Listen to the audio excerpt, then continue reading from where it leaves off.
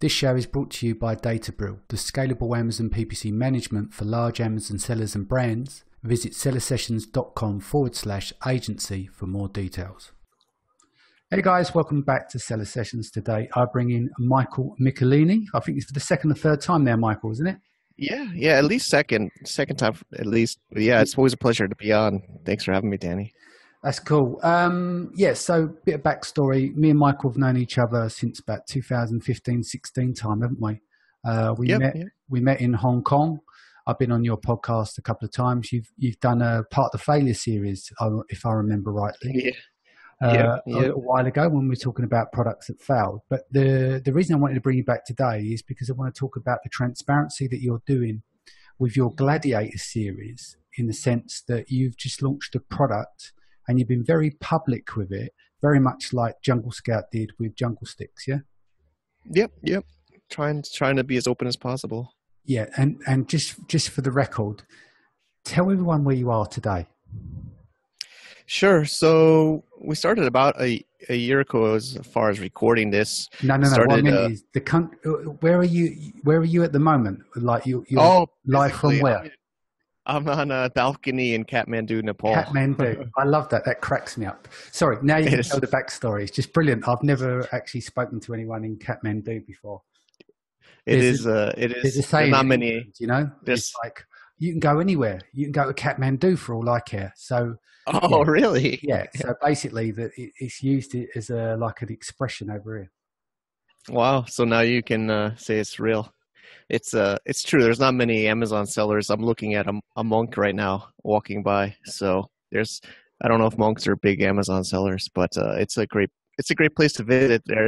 I'm right next to a temple, and my wife is practicing Buddhism. So that's the beauty of what we do, right? We can do what we do anywhere in the world. Makes sense. Cool. Right. So let's do a little background on the product and the series, etc. Sure.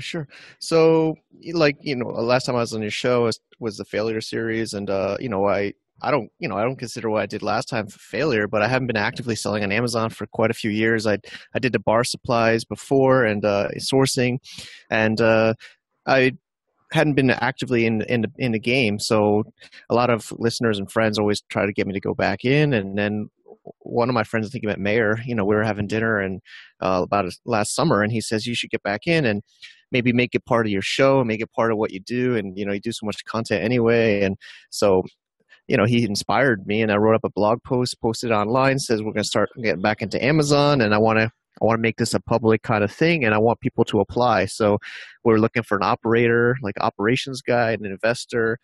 I'll be on the biz dev, Mayor's on a mentor. So we had different applications come in, and about August last year, we launched a business, started sourcing, from beginning to end, and we got into the coffee niche.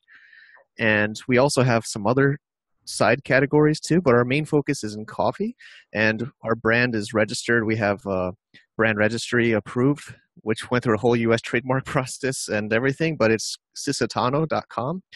And we are about a couple thousand US a month in sales. It's obviously not where we want it to be, but there's been a lot of challenges where we've been as open as possible, even the times we don't want to be. But yeah, we've been huge delays on these.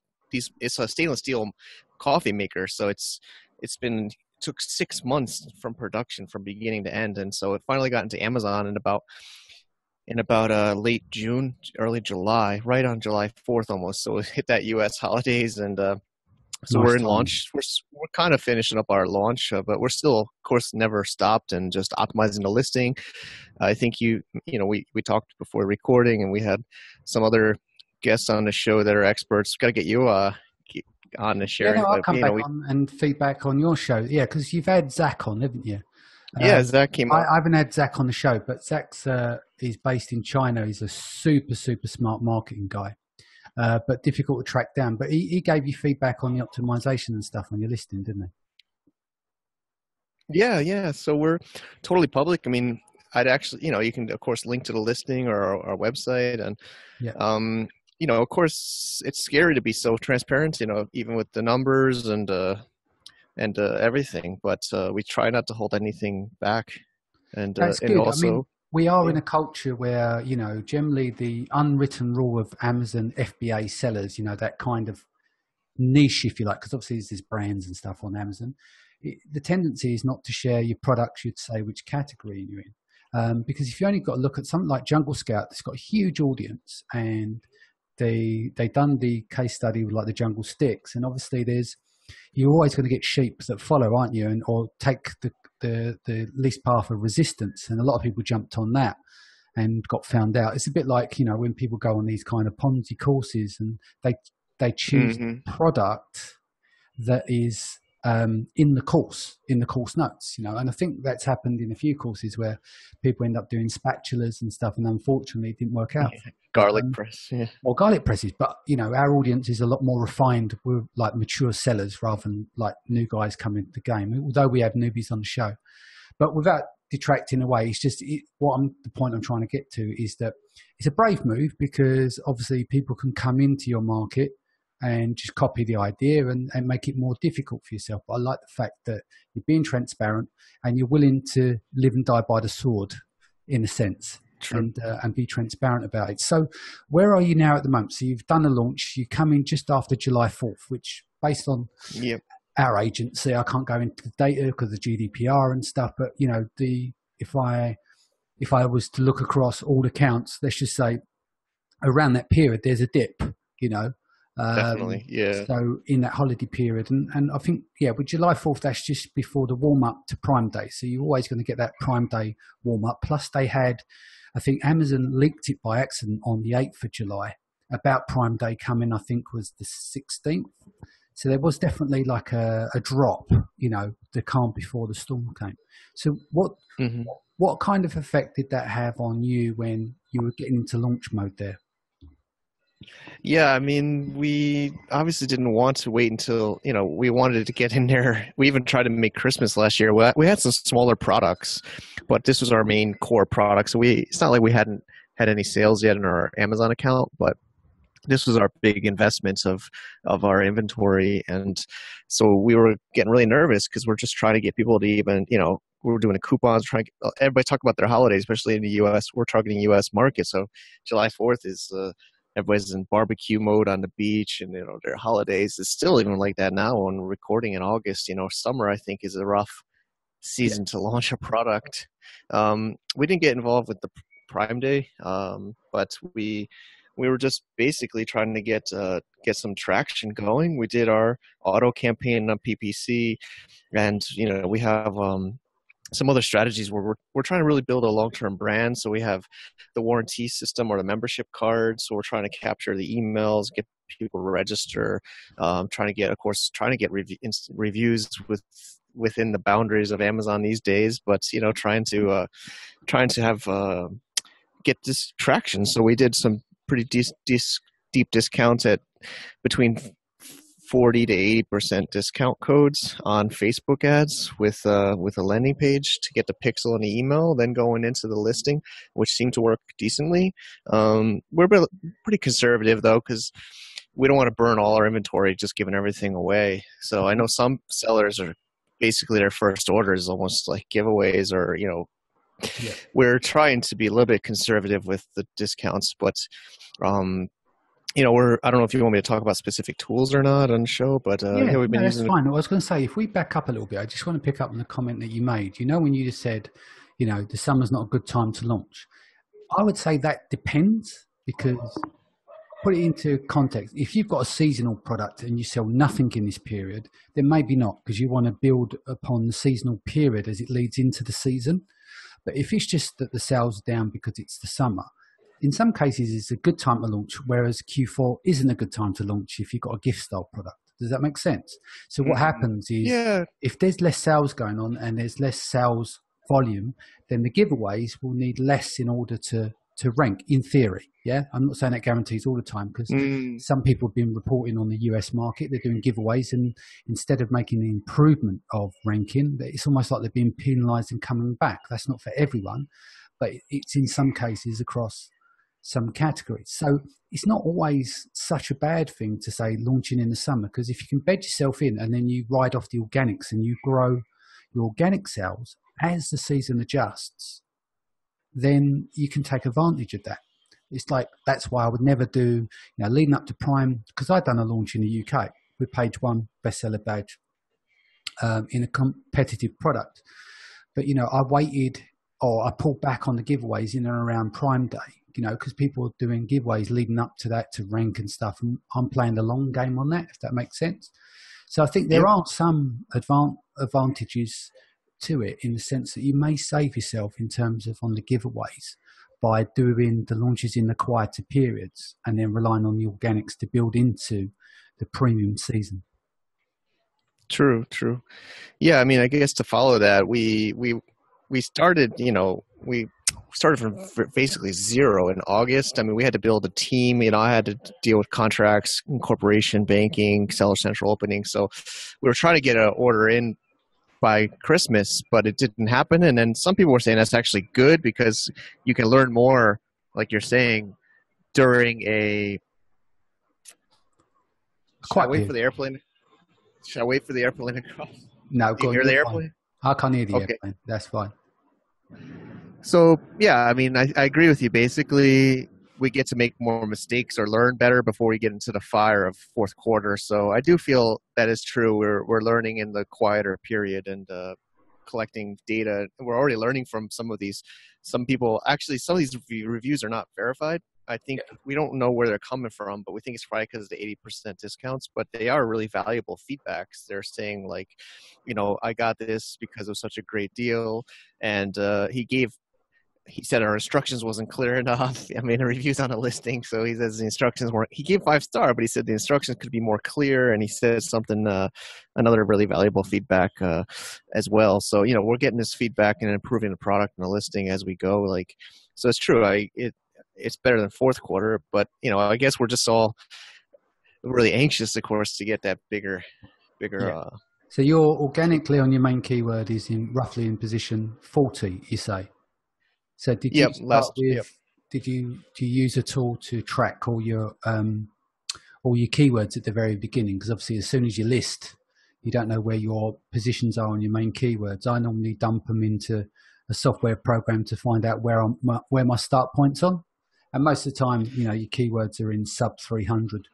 And then it's not until you start doing some work on giveaways, rotating URLs or PPC, that you start to see a bit of movement on the keyword. So did you track from day one? I don't believe we tracked from day one. It was just really, or just basically manually searching by keyword. I don't think we have a current tool. We're using a Landing Cube. It's one of our main tools, and Quantify Ninja for the email follow-up, and Landing Cube. I don't think they have the keyword tracking yet inside of it. But no, there are other tools out there that do that. I use a couple of different ones, but it's always good if you want to kind of start with a benchmark. You can see where you're going. Do you see what I mean? So in some cases, people tend to forget. Some people just manually search, and that's fine. You can just get your VAs to do that on a daily basis and just track it in a spreadsheet. Take your top 3 or 4 main keywords. Yeah. I also think some of our advantages is I'm over an internet marketer, like, even with the podcast and blog, at my Global Information site, I always tweak and study rank. So we did a PR release. I don't know. Some people feel like, I'm trying to drive external traffic. So we of course got the Facebook paid ads. We got a small following on our Facebook page, and also we did a PR release. And if you look at Sistotano.com site, you'll see we have an Amazon store on the main header, and then I actually embed all the Amazon products inside the blog, and I'm trying to drive traffic from my blog. We actually have a blog or two a week posted through a outsourced all my team, my content writing team, and trying to drive.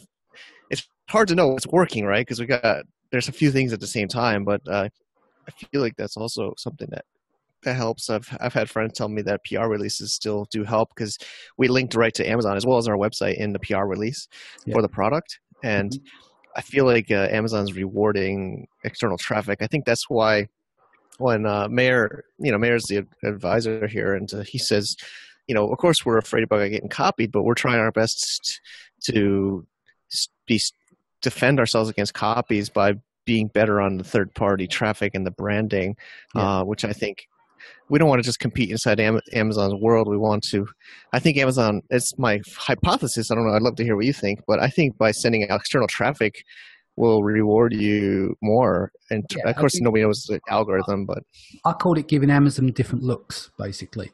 So, what you're saying there in terms of, PR wire and stuff, I used to do that back in 2008. My belief on it in terms of page rank and authority from the links, I think they're no follow links anyway, so you don't get any page authority. But I think what you may do is get rewarded by Amazon is because there's external traffic coming in, more so than you used to do the PR releases to get a link back to your blog and build up momentum there in terms of SEO. But I'm not convinced that's still of value. Yeah. Does that make sense? I agree with you. But I agree. While sending, I don't know how much traffic is and how many people clicking through and going to Amazon, that is still sending external traffic. But it's the same as the Facebook ads as well. You're filtering, aren't you? You're using like a multi-stage coupon code giveaway.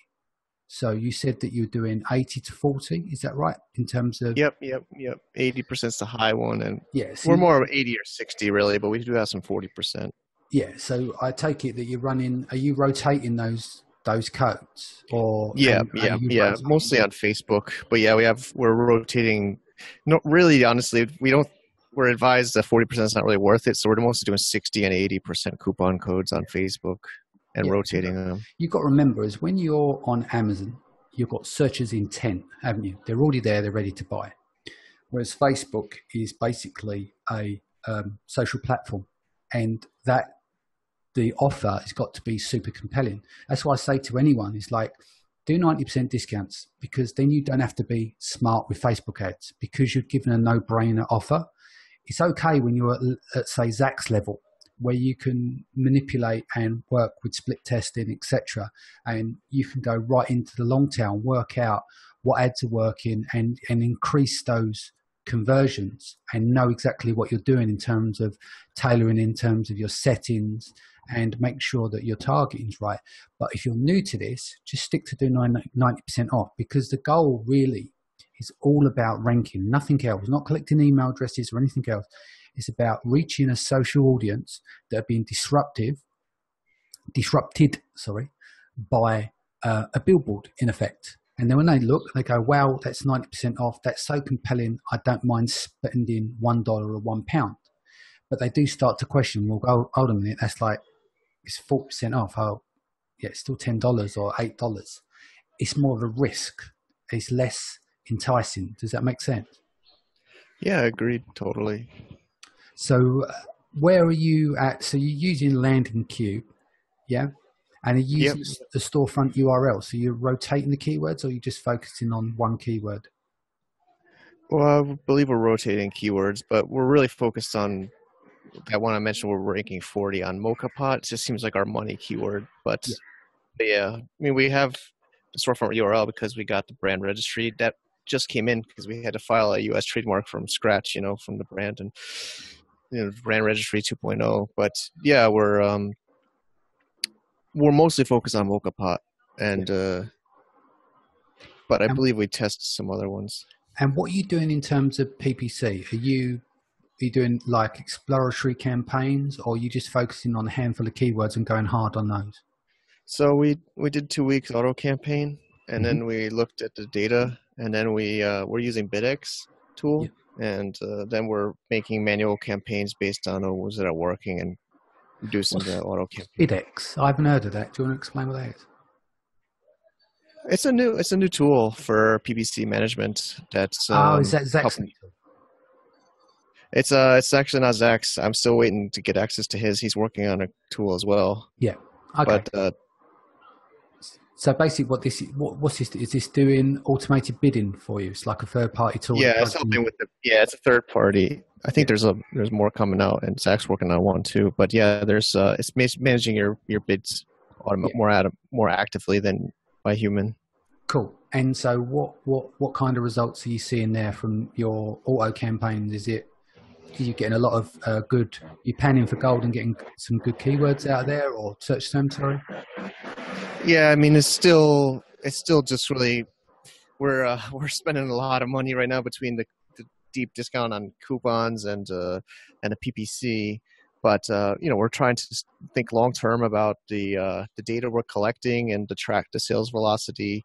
But yeah, I mean, we're like paying the most. We're ranking, we're the number one paid ad right now for MokaPot as of recording this, and we're it's difficult. I mean, we're actually we're negative right now on our on our dashboards for Yeah, I mean, I'm a couple of grand on the product I've just launched. I'm a couple of grand in the hole at the moment, just on one keyword, because you just got to go hard. In some cases, it depends on the market and depends on the sales velocity in that market. But yeah, this is the time when you spend. You need deep pockets for the first 3 or 4 shipments in terms of recouping. Yeah, that's what we're learning. But it's tricky. We've talked about it on the podcast. We had our our CEO is Roland. He's from Budapest, Hungary, and he's I mean, we called it feast or famine. You're buying your stock, and now you're kind of digesting the stock in Amazon, trying to get it, and then you got to the game, restocking and order management and launching and paid ads. Yeah. So what was the overall target? What kind of units were you looking to do a day? Like once you've optimized, you've got your PPC locked in, you've got your organic, you've gone to page 1, etc. What kind of amount of units are you looking to sell per day? So yeah, if you look at ours, we have there's one massive competitor that's I guess it's so obvious. I mean, the MokaPot is basically invented by Bialetti. It's an Italian brand, so they kind of dominate the market. So when we did our research, there's nothing really in the middle. There's like the cheaper products, and then there's the big brand, and then there's we're trying to kind of go in that middle. So yeah, we're looking to try to get 8 to 15 a day, in long term, which at a $20-$25 product, we're 10 to 20% of the market of this keyword from our research. So we had the MOQ is 1,000 pieces, and it's the really tricky thing is we're really tight for reorder. I don't think we can get it reorder in time for Christmas, which has really been a bummer to us. But we have 1,000 pieces. We've only sent 5. We kept 500 back in China at our warehouse, a QC company inside Quality. I think Andy. So he kept some stock for us in the Iwu, and we sent 500 to Amazon. But I don't think we'll get another run because it's a long lead time. But we're hoping the 1,000 can get us through fourth quarter. But of course, doing the numbers with especially all the giveaways and the launch. But again, we're trying to build a complete brand, so we're probably looking to get other SKUs. We have other kit. It's actually not just a single item product. It's about 4 or 5 different accessories bundled together. That's another way we're trying to differentiate from the big competitors and the established listings. Is by making a full coffee making bundle. And the packaging is pretty nice. But yeah, I mean, I'm actually noticing the challenges of launching a new product now. I don't know if you feel it's much harder than, I mean, I have been out, like I said, I've been out of the Amazon game for quite a few years. I just feel, and I've talked to other sellers, it's just much harder now than even a year ago. It has got more difficult. In some cases, that's a good thing. Or what's happened basically is Amazon's cleaned up the marketplaces. There's obviously less of the guru stuff going on, selling Ponzi schemes, because people just can't get in. That's why it works well if you can get your categories and stuff. But you've gone into a market that's quite a tough market, definitely. But if you've got a point of differentiation, and you've got people around you who know what they're doing, like Zach and stuff, like Mia and stuff, then you've got nothing to worry about. But obviously, in the first instance, not always, but in the first instance, you generally, I find nowadays, I look to recoup about shipment 2 or 3. And I think what happens is people stay away from those kind of products because they're looking at a product and they go, oh, look, I'm not going to make 40%, etc. on my first order. So they move on. Whereas I look at stuff, well, where can I start to make a profit? Because you think with all the tools out there, everyone's fishing from the same pool. So they all look at these tools. So the products that I choose or you choose or someone else may choose may put off the people that goes, well, I'm not going to recoup on the first shipment, therefore it's not a good product. But if you think longer term over it, and think about the shipments and how they're set up, and if you've got the cash flow to do it, then if you're recouping on the third or fourth shipment, then basically that market is limited to others coming into it because they don't want to take the risk of second, third shipment before they start to recoup or start to make a profit. Yep, agreed. But yeah, it's definitely true. I mean, it just seems like it's more expensive now to launch. I mean, and the good old days people miss of giving away stuff for reviews is definitely gone. It's like you're just giving away stuff now, or 80% away, and hoping for an unverified review or sales velocity. It's crazy to me. Yeah. So where are you with the reviews then? So I know it's tough at the very beginning. When I launched this product recently, I just went out the gate, went hard with PPC with 0 reviews. So it's up to about 10 now in about 2, 3, 4 weeks. About 4 weeks, got 10 reviews and about 3 feedbacks so far and a few questions on the listings. Yeah. So where are you with your launch? We got I guess it's a competitor, but some nasty, it's funny because the listing's public. We can link it up. I even use short URLs, so sisatano.com/Amazon1. But basically, some guy says, is this a low quality? He was very leading in his question. He says, is this a low quality product made in China? Is this something like a knockoff, or is this right off the bat? So obviously, it's probably a competitor, or maybe somebody doesn't like my podcast, one or the other. And then I didn't catch that first. Somebody else rolling on the team caught it, and he kind of took the bait, and he says he was trying to dodge the question, and then the guy says, "Can't you just answer my question clearly? Is this made in China?" Yeah. Like he wasn't giving him a straight answer, and it's like that was like day 2 or 3. It was like unbelievable. Yeah. And then we made it public by then. Yeah, it's public. It's still there. I don't know if I did. No, what I meant was you made the awareness around the listing on the podcast was done which I'm saying is the competition, or someone's listened to the podcast and it could have been there in their day to invest in leaving you in their. I hope it's not I think it's just from the market. I think it's just a competitor watching because we're number 1 paid ad. Like we went on auto pretty generously. So I think he's just, I hope it's not a listener. I think it's just a competitor in the market watching his listings and seeing a new guy coming in strong with paid ads. So I think it's that, but never will know. It's a shame, but that's part of the issue with the marketplace, isn't it? And the fact is, I applaud you for being very open about it, but then that's the kind of impact it's possibly had to you as well, isn't it? Yeah. But we don't let it bother us, and we got a couple 5 stars so far on this. Of course, there's other listings too. We link all of them, but or you can see from our seller ID, but yeah, I mean, just a couple reviews so far still, actually, after a few weeks, and we getting a few units out every day at least. So cool. Well, that's good. Is there anything you want to cover before we wrap? I'd like to do a follow-up on this to see how you're getting on in a couple of months' time. Sure. Well, I think the one thing is we weren't as prepared for the launch, and actually a lot of it's about the team management. Maybe a lot of people have said, actually, it's a really good topic. I don't know if we can maybe do it next time, but we had a debate in the team. We were trying to have one person kind of running the show, and the others are kind of feeding this person the advice and the tactics. Yeah. And there's been some differences, especially on the show. And we thought that one person would be the operator, and the others would be kind of supporting him. But there's differences of everyone doing it. So I think even some Chinese sellers, when I launched this, a lot of Chinese weren't interested. They thought there'd be too many partners and not enough incentives.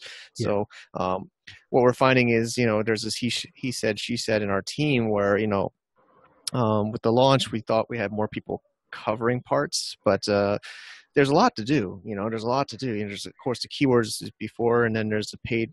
We have paid ads on Amazon. We have paid ads on Facebook, the campaigns, the landing pages, the coupons. There's so I guess it caught us a little bit by surprise. But we're backtracking now a little bit and fixing things up and optimizing the listing. And then there's also the feedback, like Zach says, your first 3 weeks is critical to this long-term success. And then Mayor is saying that's not 100% true. You can still fix your listing years later if you come in and fix it. But yeah, I think we weren't as happy as we wanted to be with it, but we learned how to, basically it's the first big launch we've done as a team, and we're optimizing, documenting, and improving. I think that's critical for any business owner. Yeah, definitely. Cool. So how can anyone reach you if they want to reach out to you, mate? Sure. I mean, well, of course, the podcast we do every 2 weeks for the Gladiator. It's globalfromasia.com, and every other week will be interview series. And for me, it's, I guess, email mike@globalfromasia.com. And actually, we're looking for some new shareholders. So it's a public company. We might have to raise some funds or get some new partners. So that's some other stuff we're working on. Thanks, Danny, for having me. No worries. So, Michael, thanks for joining us today. Guys, thank you for joining us. If this is your first time, don't forget to hit the subscribe button, and I'll see you again in the next few days. Take care.